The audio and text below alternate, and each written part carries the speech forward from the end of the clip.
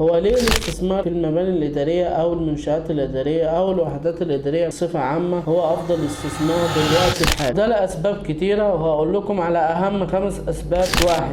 العائد المادي الثابت. يوفر الاستثمار في العقارات الإدارية بشكل عام مستوى أعلى وأكثر ثباتا من العوائد المادية مقارنة بالعقارات السكنية، وده بيرجع للعقود مع الجهات الإدارية اللي بتستثمر فيها بفترة طويلة، بتكون على الأقل من 5 سنين ل10 سنين، وده بيكون عائد مادي ثابت لمدة طويلة. تاني سبب هو العائد المادي العالي. القيمة الربحية هنا بتكون بالتأكيد أعلى، يعني لو قارنا الوحدة الإدارية بالنسبة للوحدة السكنية بيكون الوحدة الإدارية أعلى كتير. يعني بالبلدي كده نقدر نقول إن أنا لو عندي شقتين في نفس المكان ونفس المبنى، الشقة الأولى دي بأجرها سكني، هل أجرها نفس القيمة بتاعتي اللي هو أجرها لشركة؟ بالطبع لا، أقل حاجة بتزيد في القيمة الإيجارية الضعف. يعني لما أجر الإداري بأجره ضعف السكني، ده في الغالب في معظم الأماكن في مصر. وبالإضافة لحاجة تانية، العقود بتاعة الإداري أو الوحدات الإدارية بتكون فيها عقد، في العقد نفسه بند مثبوت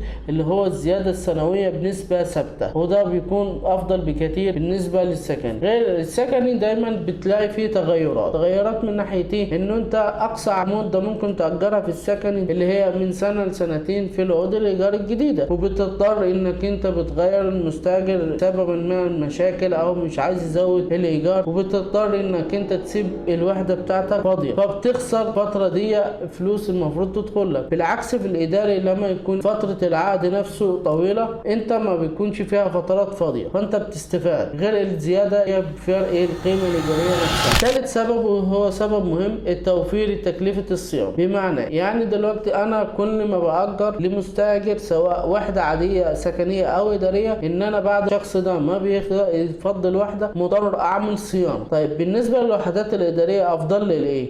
لان انا في الوحدات الاداريه ان انا عنده عقد الصيانه انا مش هدور عليه، لان هو موجود في المكان، هو وجهه الشركه عنده او وجهه الوحده الاداريه عنده انه ملتزم انه يخليها في افضل شكل ليه، لان هي دي وجهه العملاء عنده، دايما بيعمل صيانه دوريه للمكان، فمش محتاج ان انا اقول له لا اعمل صيانه، لا ده بالعكس، هو اساسا موجود في المكان، عايز المكان يبقى نظيف، عايز المكان يبقى كويس، عايز الجوده بتاعت الواجهه بتاعته بالنسبه للعملاء انها تكون كويسه، فهو بالدور الطبيعي بتاعه انه بيعمل صيانه. فلما بيعمل اخلاء ليها او اللي يسلم لي الوحده، هلاقي الوحده ايه شبه زي ما هي او ممكن تزيد في الافضليه، لان هو بيعمل ديكورات وتصميمات تليق على الديزاينات الحديثه بتاعت المباني الاداريه او الوحدات الاداريه بالنسبه للعملاء. رابع حاجه التعاملات المهنيه. التعامل في الاستثمار الاداري ده بيكون مع مستاجر بيكسب الدخل من الوحدة العقارية. بمعنى ايه؟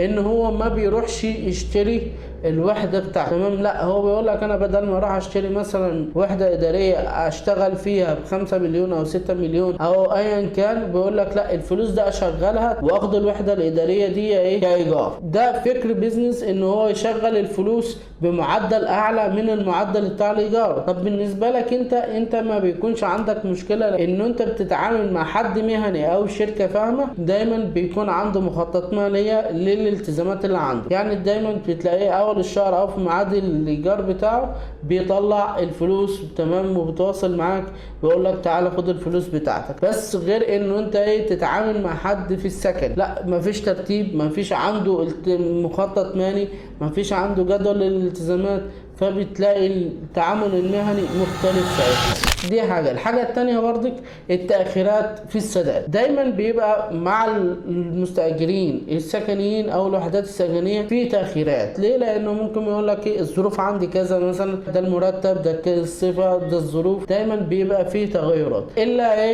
الوحدات الادارية انا بتكلم عنها، لانه هو حاطط في اولوياته في الالتزامات انه يسدد الايجار بتاعه. ليه؟ لانه هو عارف انه عنده مهنة معينة لا ما سددش خلالها المالك بيديله انذار في انذار التاني، فبيعمل اخلاء. فده مش من صالحه انه يغير القرار بتاعه، لانه تغيير المقر بتاعه تكلفته اعلى بكتير جدا من انه يلتزم بالسداد وما يعملش تاخيرات. خامس حاجة هنتكلم عليها حاليا والاخيرة في الاستثمار العقاري الاداري، انه الاستثمار ده استثمار اداري امن. خلينا متفقين كل النقاط اللي قلناها بتدل انه الاستثمار العقارات بصفة عامة وبصفة خاصة في الاستثمار الاداري انه استثمار امن، لانه قيمة العقار نفسه بتزيد ما بتقلش مهما حصل للظروف اللي ممكن تحصل في البلد، ان قيمة العقار توصل لصفر. يعني لو نفترض الفترة اللي حصلت فيها مشكلة معظم الانشطة اللي كانت منتشرة القيمة بتاعتها اتأثرت الا العقارات.